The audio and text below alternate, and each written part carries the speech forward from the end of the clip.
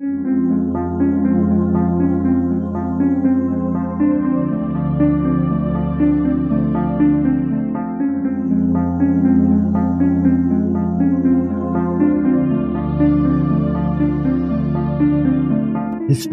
tells the story of the world and of our lives.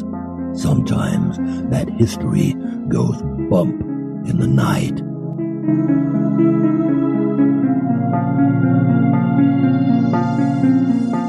Broadcasting from the center of oddity and the supernatural in Central Florida, it's the History Goes Bump podcast.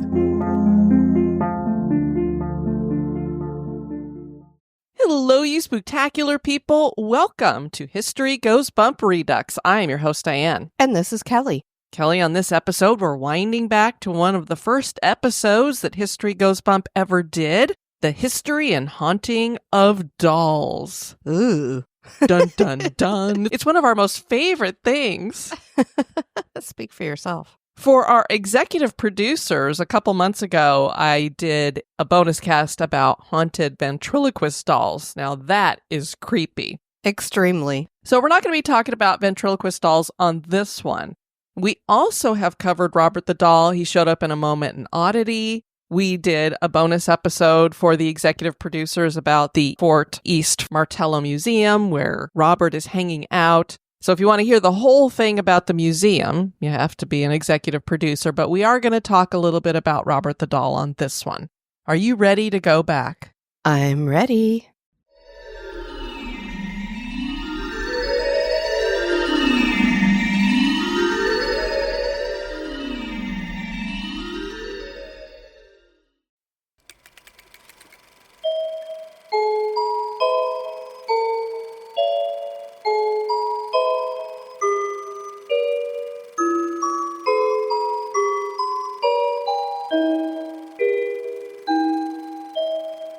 Dolls are one of the oldest and original toys.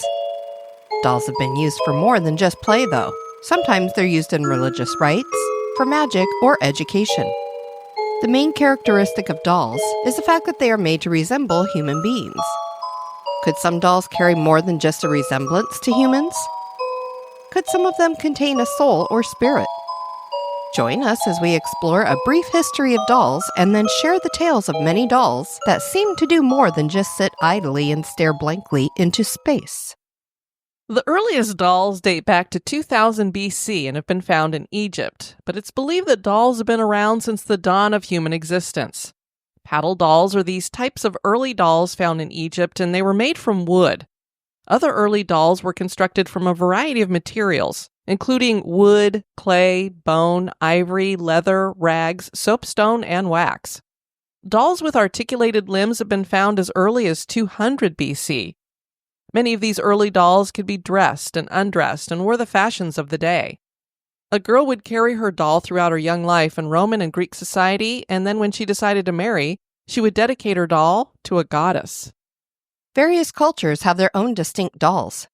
Japan has dogu figurines, hanawa, hina, kokeshi, and daruma dolls. The hina dolls are constructed from straw and wood and are elaborately painted, while the dogu and hanawa are made from clay and seem to be more decorative. Kokeshi dolls are made from wood. Daruma dolls are hollow and are considered good luck charms. The Ashanti people had akawaba dolls, which were used in fertility ceremonies. Effigies, which are dolls meant to resemble actual people, have been used for centuries in various locations from African countries to European countries to indigenous populations. And are burned on the regular. Burned in effigy. The most well-known is a voodoo doll, of course.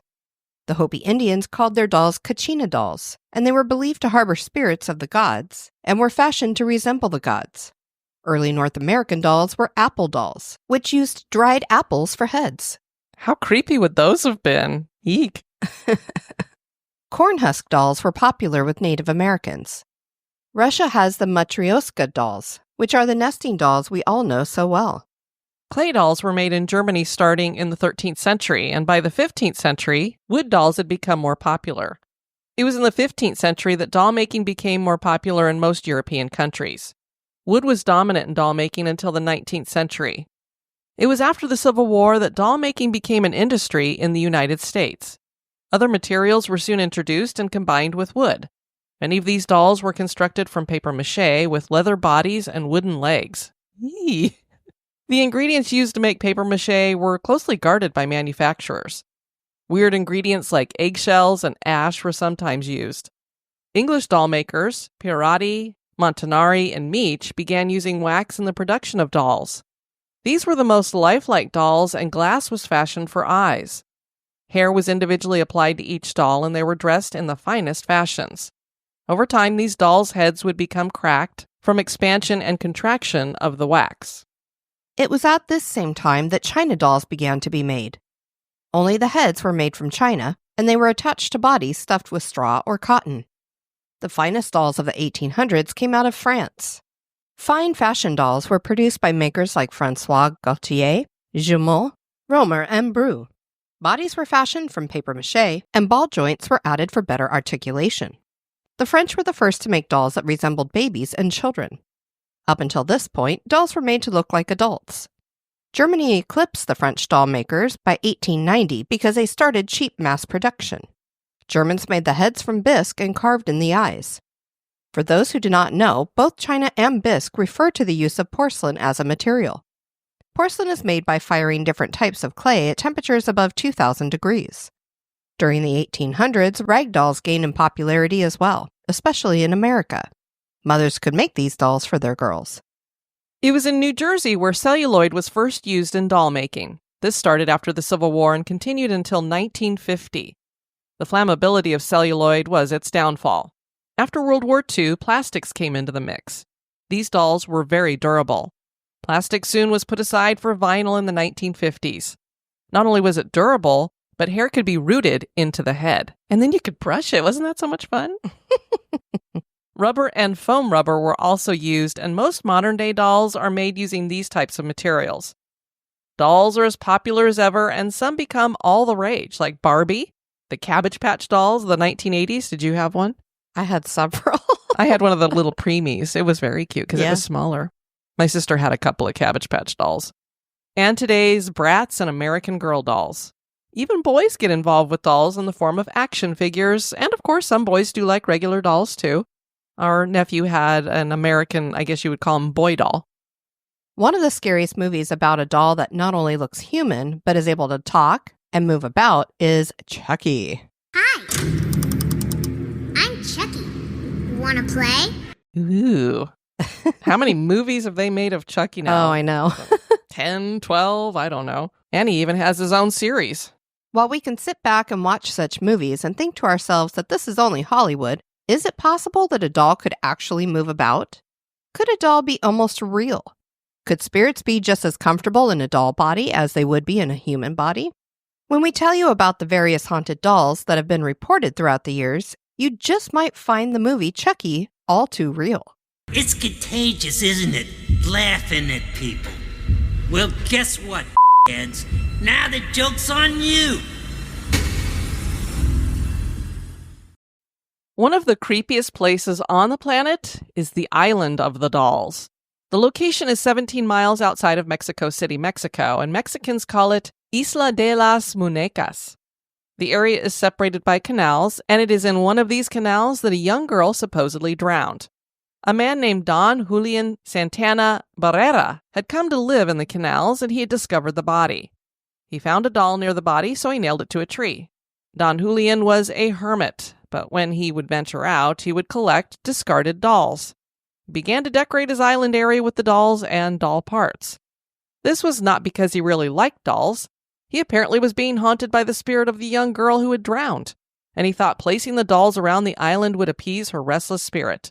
The local town council decided to clean up the canal area in the 1990s, and they were surprised to find the doll sanctuary. Or perhaps really creeped out. They left the dolls, and Don Julian became a local celebrity. People started visiting the Island of the Dolls and bringing the man dolls to add to the collection. In 2001, Don Julian eventually met the same fate as the girl when he was found drowned in the canal. Dun dun dun. I mean, I don't know. He could have had a heart attack and fallen into the water. What happened there? That is kind of weird. Things that make you go, Mohawk Valley ghost hunters sold a doll named Chandra on eBay several years ago. The paranormal investigators had originally bought the doll at a ghost convention in Virginia. Chandra had been donated to a haunted touring museum in 1991. The woman who had owned the doll claimed that she would wake in the middle of the night to sounds of a woman screaming from the basement. When the woman would investigate, she would find the window next to the doll opened. Okay, not only do we have a doll moving about, but it's able to open a window? Was she going to jump? Maybe. She was going to run away. I'm getting out of here. After arriving at the museum, people started having unusual experiences. Objects like office supplies would go missing. Disembodied footsteps would be heard. Lunches would go missing and be found in drawers.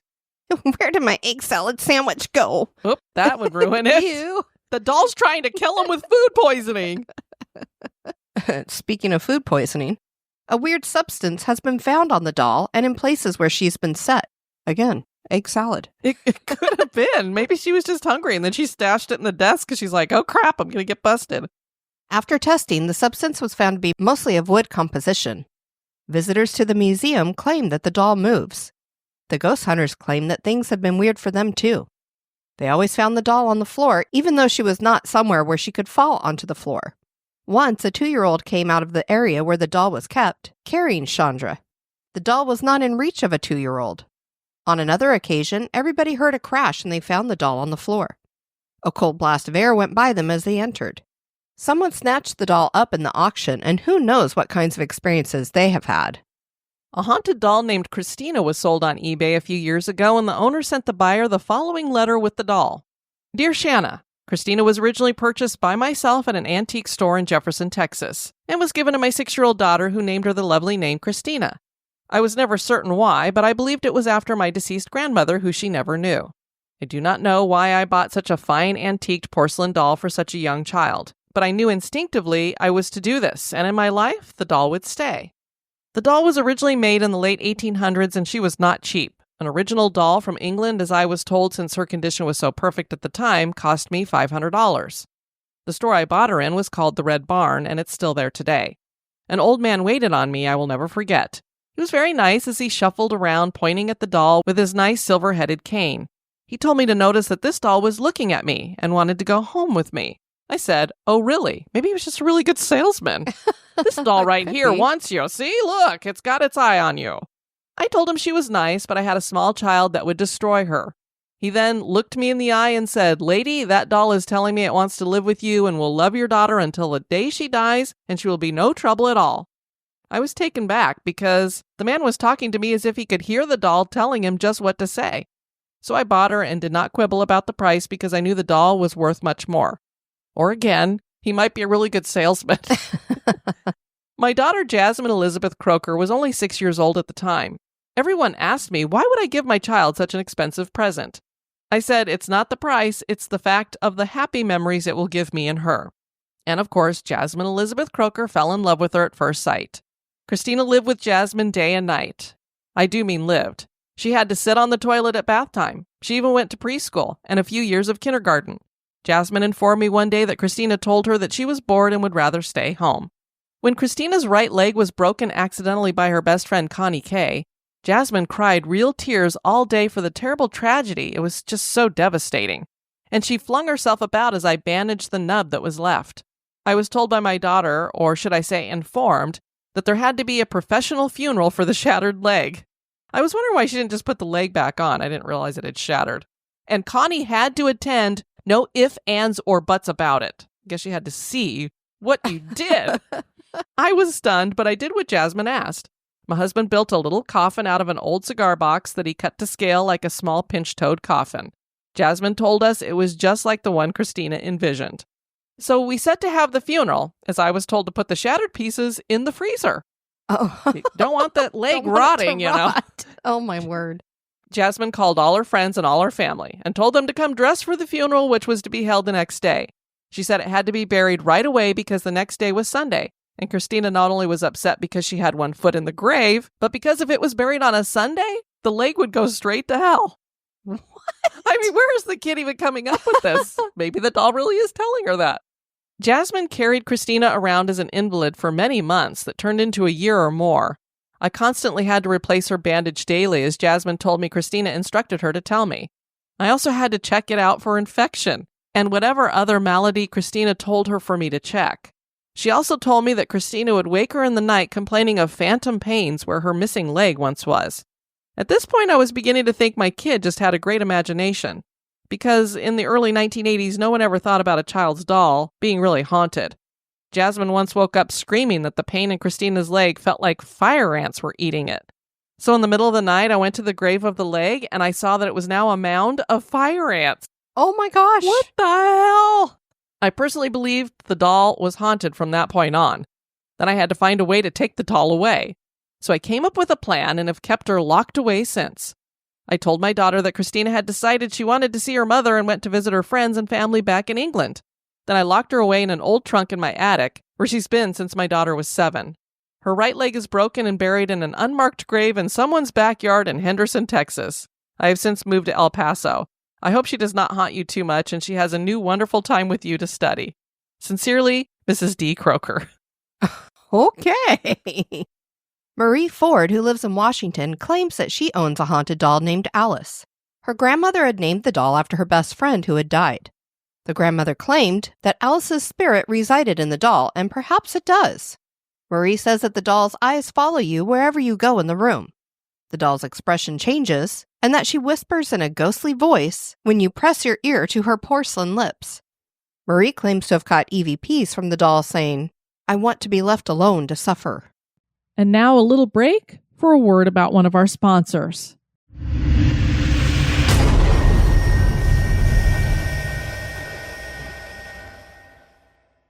From Japan comes the haunted doll of Hokkaido. In 1918, a 17-year-old Japanese man bought a present for his sister while he was at a marine exhibition in the Japanese island of Hokkaido. It was a doll named Okiku. The doll was 16 inches tall and wore a kimono. The face was white porcelain with black eyes, and the hair was black and hung to shoulder length. Remember that last detail. The doll's name was actually the little sister's name as well. She loved the doll and took it everywhere with her. Unfortunately, the little sister got the flu a year later and she died. The doll was placed on an altar in remembrance of the child. And then the doll's perfectly cropped hair began to grow. It grew irregularly. The growing stopped when it reached knee length. The family cut the hair, and it grew again until it hit knee length.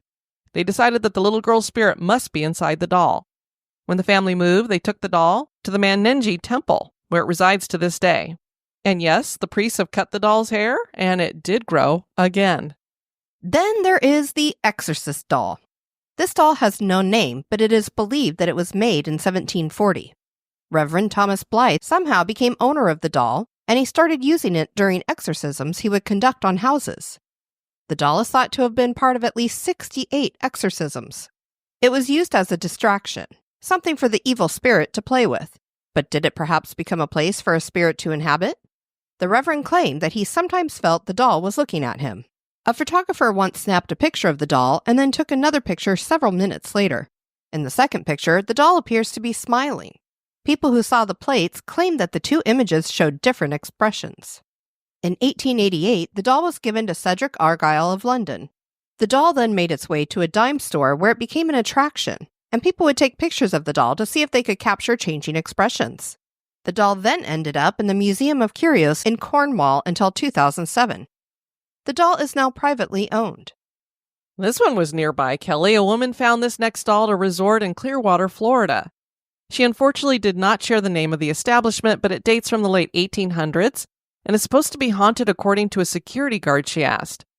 She and her husband had heard a woman moaning while they toured the hotel after midnight, and when they investigated, they found the doll sitting next to the stairs. The woman took the doll home as a souvenir. After getting home, the woman was having trouble sleeping, so she was sitting on the computer around 3 a.m. The doorbell rang and she jumped. She got her husband, and when they both checked, they found no one at the door. The following day, a tremendous crash came from a room.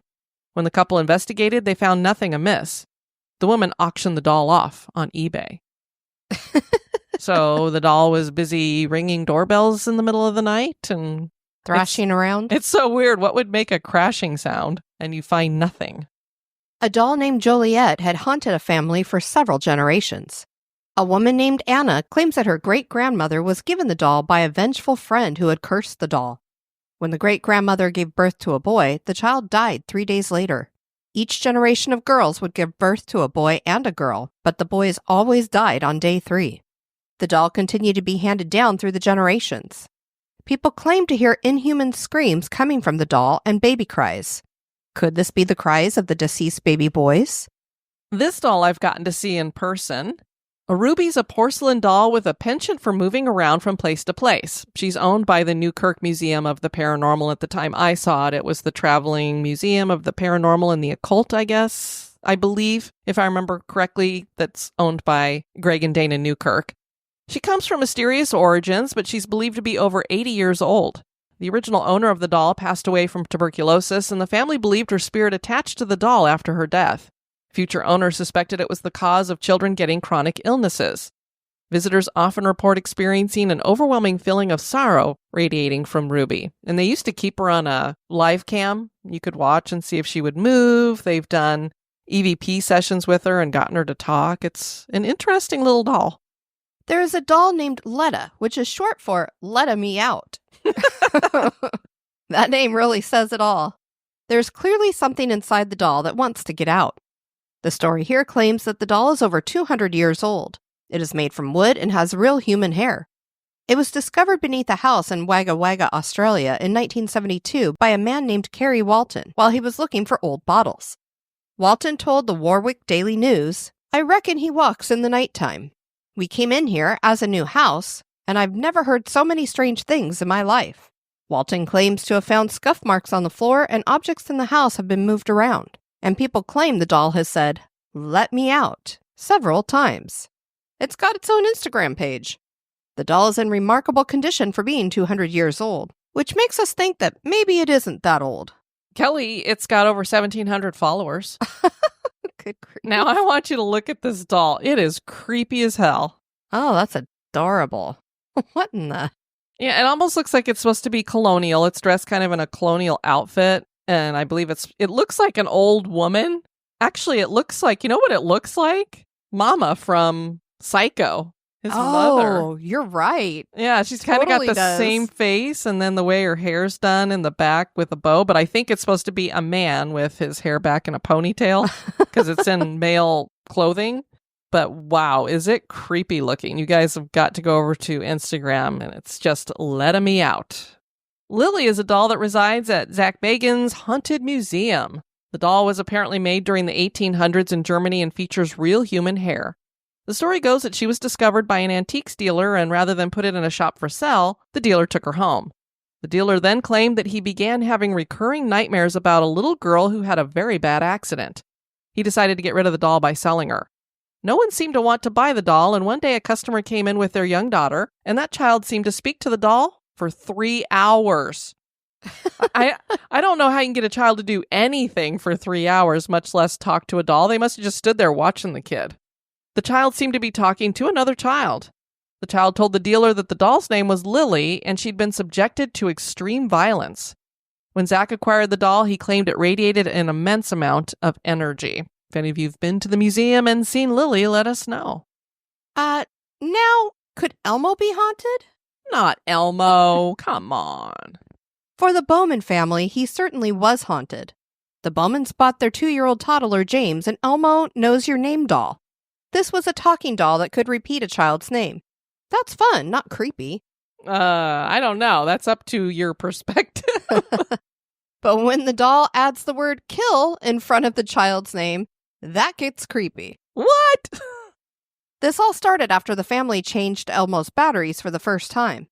Elmo started saying, "Kill James," so often that the mother took the doll away. Fisher-Price issued the family a voucher. No one knows if they bought another Elmo doll. Now, of course, this could be maybe somebody was being cute and programmed it weird, or it was really just some kind of a glitch. But wow, what a word to choose. Kill. Can you imagine your kid is running around with a doll that's going, "Kill James, kill James, kill James." That was not a very good Elmo impression, I'm sorry. I know, I can't do Elmo. Can you do Elmo? Elmo loves hugs. No. Another very famous haunted doll is Annabelle. Some people may know this doll from the recent horror movies. The doll in the movie is far different than the real Annabelle, which is a Raggedy Ann doll. Famous paranormal investigators Ed and Lorraine Warren are the people who discovered Annabelle and took possession of her, keeping her locked up in a case, and she still is in that case in their museum to this day. A mother originally bought the doll at an antique shop for her daughter, Donna. Donna had been away at college, and the mother thought she would appreciate it. A Raggedy Ann doll? I mean, come on.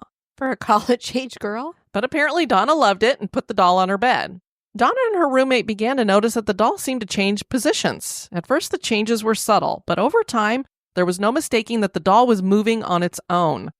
Then the doll started moving into other rooms. Creepy messages would be found on scraps of parchment paper that appeared to be scribbled by a child. And the real kicker here is no parchment paper was kept in the apartment. Where is the paper coming from? The messages asked for help. On another occasion, Donna and her roommate found the doll kneeling on a chair at the table. When they tried to make the doll kneel themselves, it would fall over. Clearly, because Raggedy Ann dolls are floppy. They're not stiff. One day, Donna came home and got a really eerie feeling from the doll. When she inspected it, she found blood on the doll. Donna asked a medium for help, and the medium claimed a spirit resided in the doll named Annabelle Higgins. The real Annabelle Higgins had been found in the field where the apartment now stood at the age of 7, dead. The doll began to give off some really unsettling feelings, and the Warrens were called in and they took the doll. They always claimed that the doll was possessed by a demon. And of course, it's the Warrens. Everything was a demon, but very, very strange.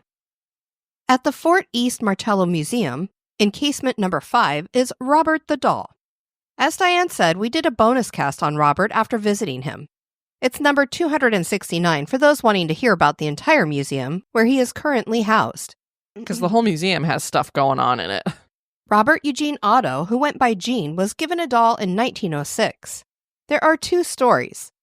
One story says that he was given to him by a relative when he came back from Germany. Others say that it was given to him by one of the servant women in his family's home, and she used black magic or voodoo on the doll to cause misfortune to come onto the family because they fired her. And I'll just say I think it's more likely that a relative brought it back from Germany. The doll seemed completely normal at first, and Eugene's parents thought it was a great gift for their young son. Strange things did begin to happen shortly after he was given the doll. The night was pretty normal for the Otto household. Gene woke up to find that Robert the doll had moved from his side while he was sleeping, and now he was at the foot of his bed just looking at him. Shortly after, his mother woke up to his screams and the sound of furniture being thrown around. Gene was crying hysterically and was curled up because he was so scared. The door was locked, which Gene said Robert did it. When his mother finally got into his room, the furniture was thrown all over the room. And I don't know how capable a child would be of throwing furniture around like that. The stories of Robert causing commotion in the house got even scarier as he was in the home longer. Gene would often whisper to the doll, and it would startle his family when they would hear a response coming from the doll. The voice wasn't Gene's, though. It was a deep, husky, and dark voice that would come from the general direction of the doll. Some of the staff members that worked in the Otto home even said that they saw the look on the doll's face change many times. It was something that most of them tried to steer clear of because of how uneasy it made them feel. The Otto family thought that once Gene grew up and got married, the doll would be gone for good, but they were wrong. Robert the doll was eventually locked in the attic of the Otto home. The family said that they could still hear him moving around while he was up there. There were even claims by the staff in the home that they would find the doll in the main house even though he was locked in the attic. The staff were terrified of the doll and just knew that he had some evil attached to him. The doll remained locked in the attic for quite a few years, and it was said that Gene missed him, but also wasn't afraid of going into his room alone anymore. When Gene got older, he chose to keep Robert the doll in his home. When his parents died, he and his wife Anne moved back into their home. Gene gave Robert a room of his own and told Anne that he requested it. The room was upstairs, and Robert could look out of the window and onto the street. There were many times that Gene would paint in his favorite room, and he would have Robert sitting right next to him as if he was painting as well. Passers-by said that they felt uneasy about the doll looking down on them, and some neighbors would avoid going by the house altogether. Anne was constantly asking Gene to give the doll away because it made her feel uneasy. Rumor claims that Anne died from being insane after she locked Robert back in the attic. Gene Otto died in 1974, and when a new owner moved into his home, Robert was still there. The new owner of the Otto home thought that her young daughter would love the doll. The girl made many claims that the doll was alive and it would talk to her and look at her. She also said it tried to hurt her on several occasions. She would wake up in the middle of the night screaming because the doll had moved around the room. This terrified the girl, so her parents knew that they had to get rid of it. The doll's new owners donated it to the Fort East Martello Museum. People claim to see the doll's expressions change, and the doll seems to hate to have its picture taken. When people snap pictures without asking him for permission, people claim to feel cursed. But it's believed that it isn't the picture that's the problem, but rather how people treat the doll. I'm going to play a little bit here of us actually meeting Robert. Here he is. He's bigger than I thought he'd be.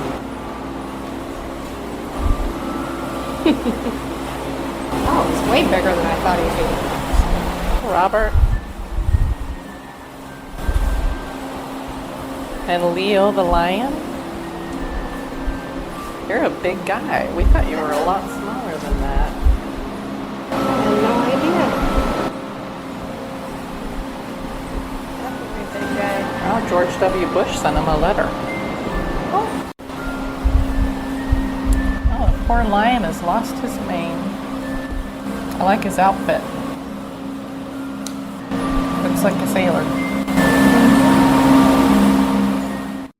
Let me play that last section one more time. Looks like a sailor. I say, looks like a sailor. And it almost sounds like a kid saying, mm-hmm. I'll play it for you here. Looks like a sailor. And I'll play it one more time. Looks like a sailor.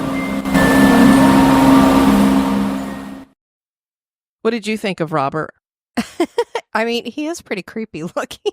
My first thought was he was bigger than I thought he was going to be. Yes, definitely bigger. You see pictures of him and he's in a glass case and you can't really figure out the size when you get in there. I mean, he's, about the size of a toddler. Yeah, he's substantial in size for sure. And considering his age, he's in really good condition. Obviously, they've given him a new sailor's outfit because it looked pretty brand new and everything. I didn't really get any creepy vibes from him. I didn't get creepy vibes. I just thought he was overall creepy. Yeah, I mean, I don't really care for dolls that much myself. Same. My former mother-in-law collected them, and I always hated to be in a room that was filled with them looking at me. It's just anything that looks like a human with eyes is always going to kind of be that way. But we were good. We didn't take any pictures of him. No, we were respectful as well. Yeah, I think he mainly doesn't like to have his picture taken. It doesn't matter whether you ask permission or not. And it used to be that they would have all these apology letters that people had sent to the museum trying to get Robert to stop giving them curses or bad luck because they felt like, oh, I took a picture without asking and now all these bad things have happened in my life and it's because I did that. So here's an apology letter. Please forgive me. They don't do that anymore. They now have a TV that has a computer screen and it scrolls through them basically. Scrolls through the letters, yeah. Dolls are wonderful parts of many people's childhoods, but they can also be pretty creepy. Do dolls take on a life of their own because we will them to have that life? Are haunted dolls just part of overactive imaginations? Can spirits reside in dolls? Can dolls be haunted? That is for you to decide. Maybe that's why we don't really keep many dolls in our house. We don't have to worry about it. We have a couple of puppets, and we got those from a listener, and I don't think she meant us any harm. We also have our little ghost doll back there. This is that true. A listener made for us, and haven't had any trouble with that. Well, they're not human-looking dolls, so. That's true. I mean, one's a ghost, the other one's a ghost, and then that one's a zombie. So, yeah. Want to thank you guys for joining us on this Redux. I've been your host, Diane. And this has been Kelly. You take care now. Bye-bye. Bye-bye.